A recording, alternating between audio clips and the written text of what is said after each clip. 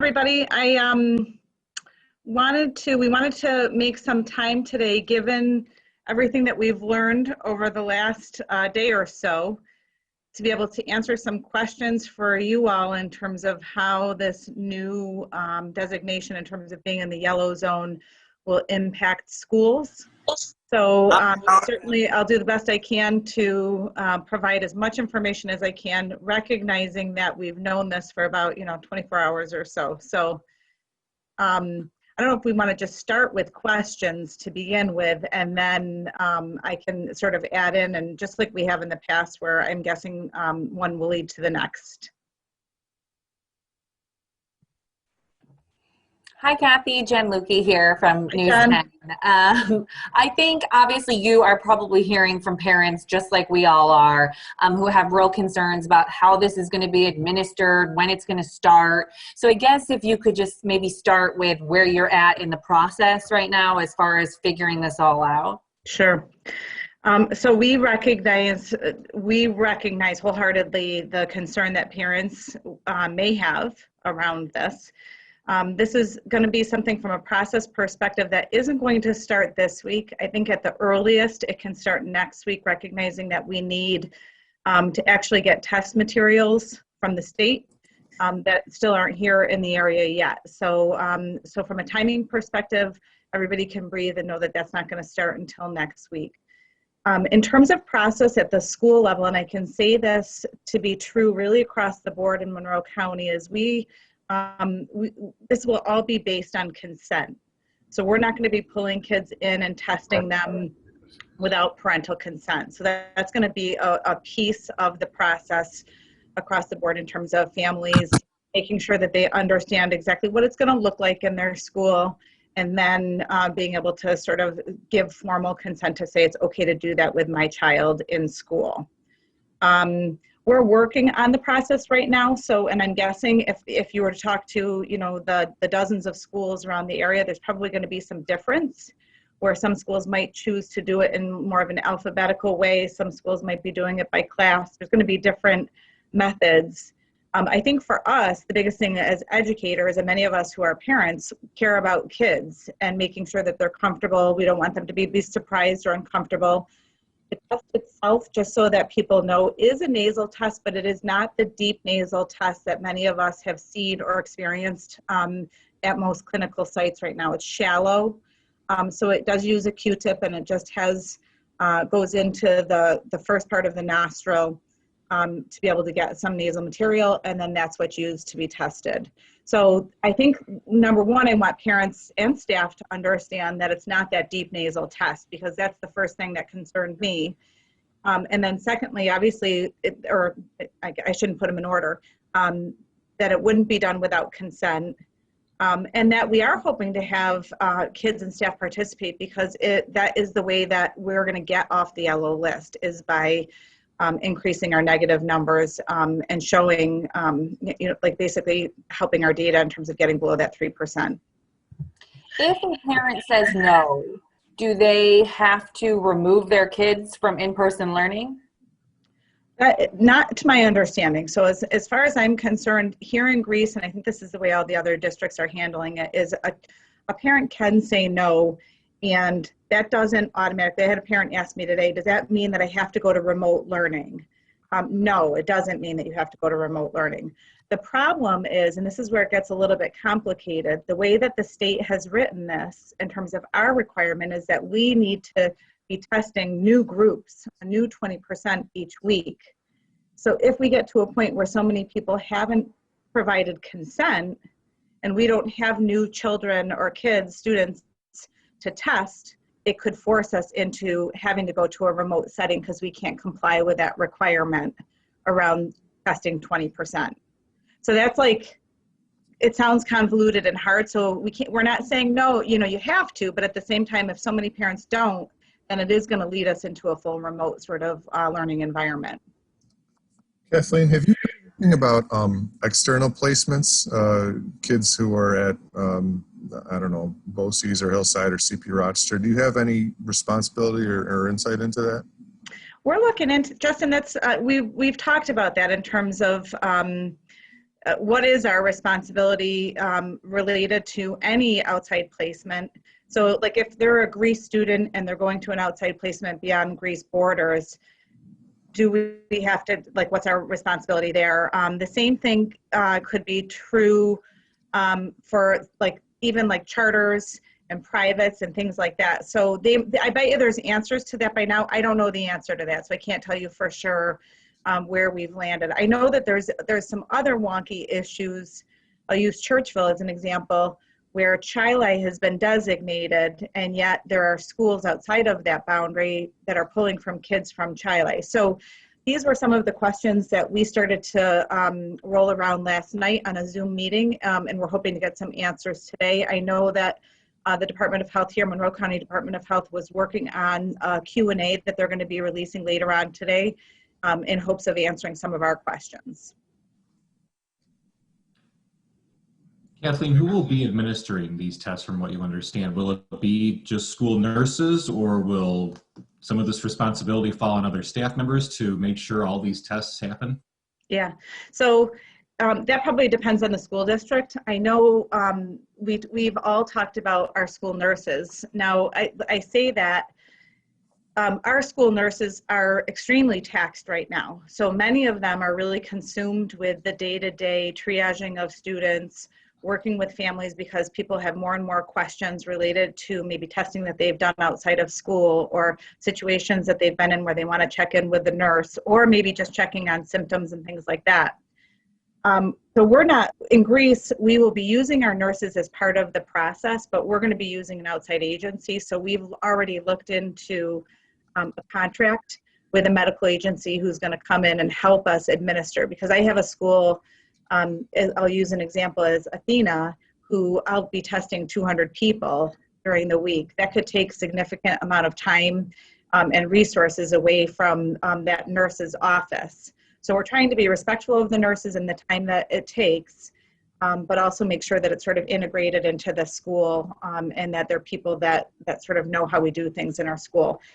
From what I understand from our conversation with Dr. Mendoza, it doesn't necessarily need to be a nurse. I think it can be an adult who's trained. And I think for us, we're all trying to think about ways to utilize our staff the best, but also make sure that kids are comfortable and they're working with somebody that sort of knows their age group developmentally.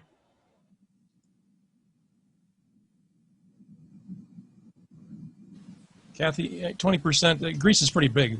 What are we talking about as far as people go when you mentioned 20% of students and staff? Yeah, so Alex, the one thing around that is we get to take out anybody who's fully remote. So when I looked at it and when we calculated our numbers, we're at almost 2,000 tests a week because we have about 30%, almost 30% of our population who is in a fully remote model right now. So I could pull them out of that calculation. But even so, 2,000 is significant. And when you're also thinking about 18 different sites, there's a great deal of management and coordination and just the mechanics around how are you going to structure that to be able to get all of those completed in a week with limited staff. And just recognizing that isn't our first business. Our first business now that kids are in is to actually teach and learn. So we're trying to keep our priorities straight and focus on that, but while also setting up this system. Kathy, playing off what you just said, I mean, just personally, what kind of vibe are you getting from your fellow superintendents about this? I know what we've heard time and time again from Dr. Mendoza is that schools have been sort of the standard of how you can safely exist in this pandemic, and yet you are now being asked to do all of this extra in order to stay open. Yeah. One, you talked a little bit about the resources, but just what is the feel about that? And you know, you're doing everything right, it seems like, and yet you're the ones in this yellow zone that have to step it up. Right. So I'm going to speak for myself on this one because I don't know that I speak for everybody. I will say I work with an incredible group and team of superintendents who are going to do whatever they can to sort of make this happen in the best way possible for their kids and their community.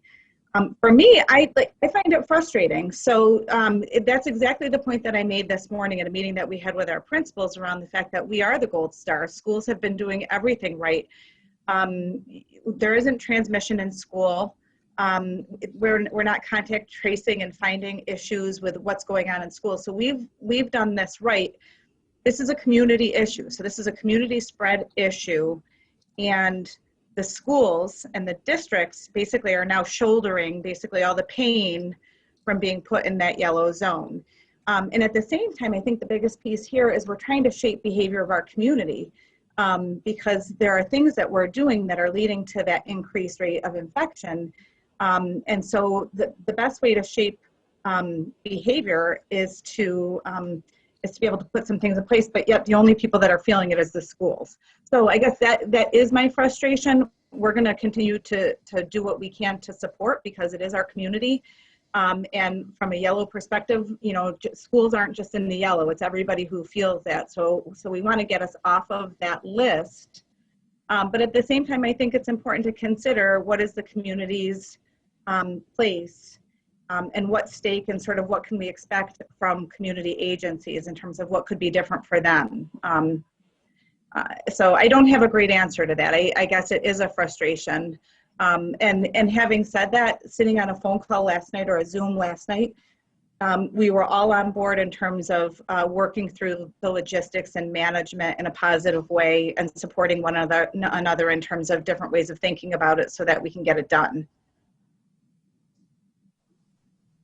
Was this kind of a blind side for you? I mean, or were you kind of expecting this to happen as cases had been going up, or was this kind of like really have to reassess everything in the blink of an eye type of thing? You know, we all follow the numbers really closely. So we did notice the creep.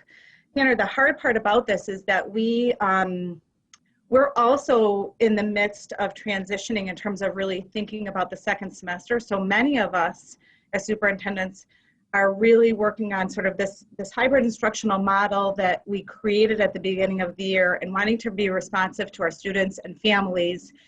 And so many of us have promised or agreed to do some things differently during the second half of the year.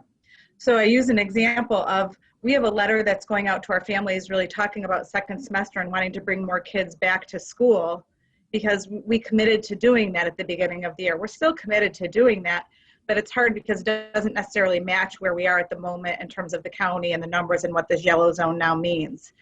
I can't say though it's a surprise. I think all of us started the year hoping that we wouldn't have to close, and I think many of us were happy that we made it as long as we have made it. And I know that we're really committed. We love having our kids on campus. Our kids are so happy to be on campus and be back. Our families are happy with that. And we really want to do whatever we can to keep them, keep us all here. If parents are concerned about hopping in and out of the yellow zone, and this week we may have to do testing, next week we may not, are they able to go remote anytime they want? And how permanent is that decision? Yeah, so that could vary a bit by district. Here in Greece, which is not,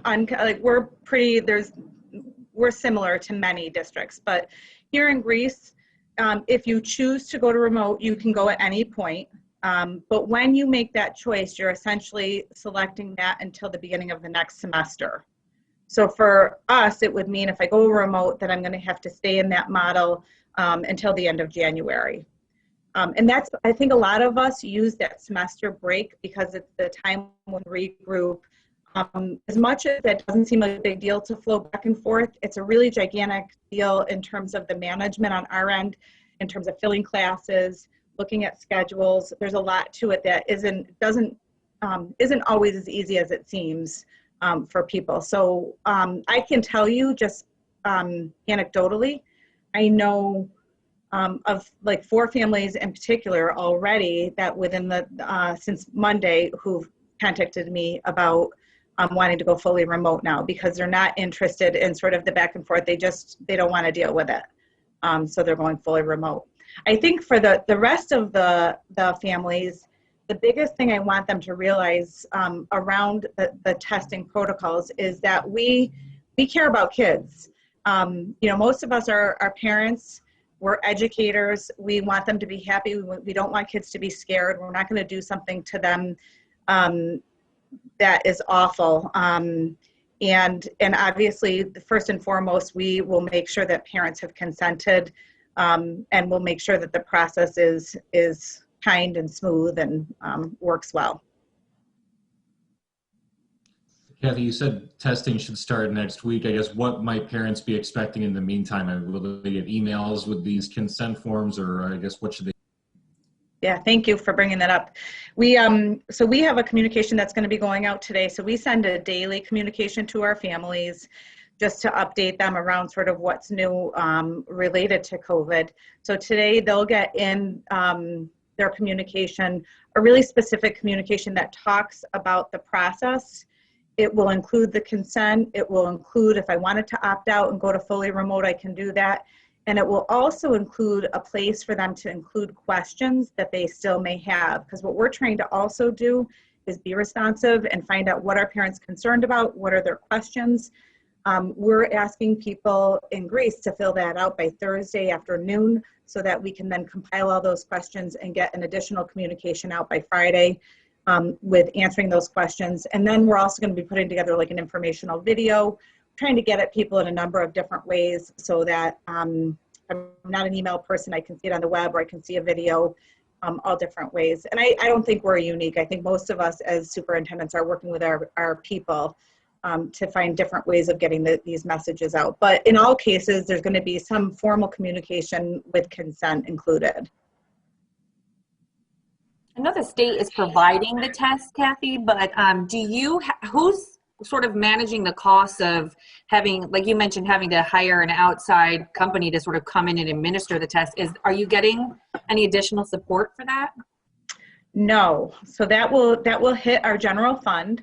So that's something that as superintendents, we are continuously keeping track of, like what have been our COVID costs.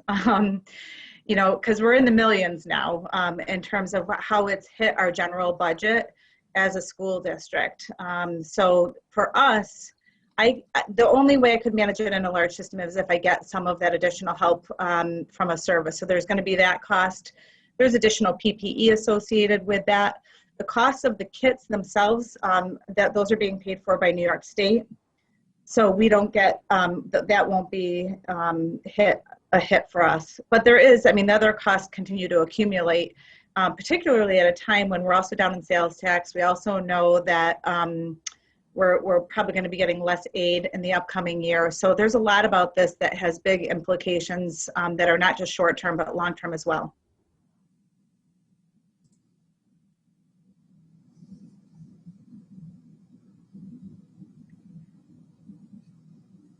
Trying to give everybody an opportunity here, but I have one more. One thing we've heard from parents consistently is, I feel uncomfortable if I'm not there for the test. Is there any way this works where a parent can be present? Yeah, so we've had this conversation, and there's really nothing super secret about it, and there's really no reason that a parent can't. I think the struggle and what we're trying to figure out is the management of that. So there's one thing is, like, I also had the question from a parent, can I have my child tested at a different location and send you the results? So we can accept if a family wants to do the testing on their own and send us that information, we can accept that. If it's a parent that wants to come in and be present while we do it, I think many of us are really open to that. I think we were just trying to figure out sort of how could that be, like how will it look at the school level when they set up the schedule for the week, and how will they make sure that parents know and the time to come in, and we're not allowing a lot of visitors on campus. So there's some of those pieces to work out. But I think big picture, I think that the feeling tone around that question when we talked about that last night was that could be a possibility in some places and in different circumstances, I guess.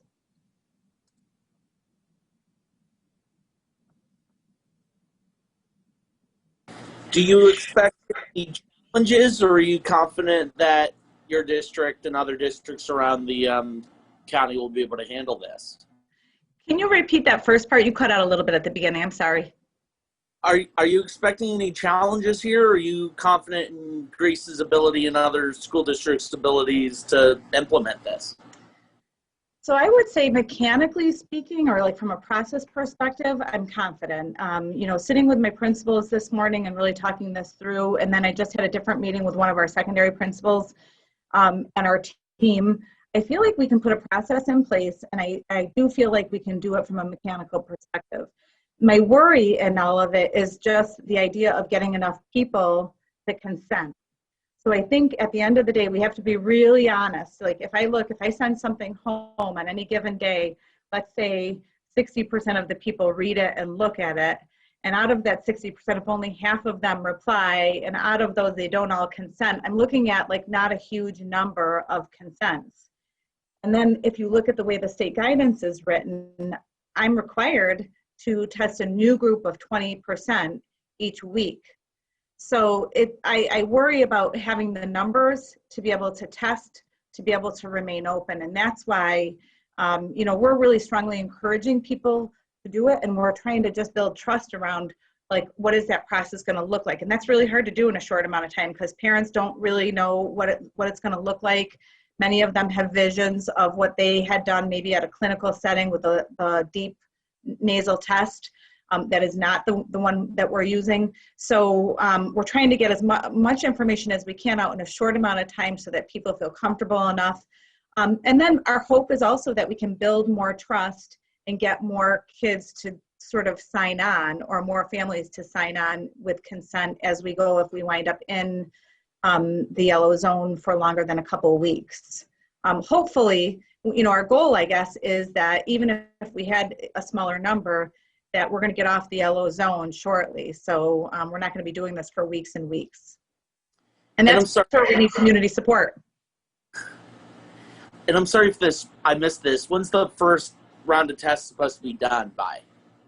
We're supposed to be starting by next week. So we looked at that in terms of being named yesterday, looking at next week, having things up and running. Now that doesn't necessarily mean starting on Monday. So depending on the school district and how they map out their 20%, it could be that those tests are done later in the week. But our hope was that we would be able to get through our first 20% by the end of next week.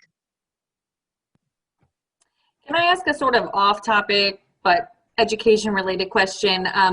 Sports, obviously, we're hearing from Dr. Mendoza that maybe some outside sporting events are creeping their way in or into infection rates. And I guess I'm just wondering what you're seeing as far as fall sports are pretty much tail end of it. Are you hearing from parents who are at all concerned about traveling sort of across this yellow zone or across this area as our rates are going up? Yeah, I mean, so we're in the middle of sectionals right now. So we just had this question in terms of one of our competitions this afternoon, and some families from a neighboring district that were concerned about us hosting because we've been put in the yellow zone and they have not. So I do think that that's a question and a concern. I think overall, though, if I go just to a real generic answer about sports, I think fall sports went very well. You know, we did not have big issues with infection among teams. We had really minor disruption to anything related to sports due to COVID positive cases collectively, at least in Greece. And I think that's pretty much true if you look collectively around New York State. Particularly now, I think it's just a little odd because we're at the end of fall sports and we've been put into this category, and because it's not consistent necessarily across all of Section 5, I think you have some people who are worried.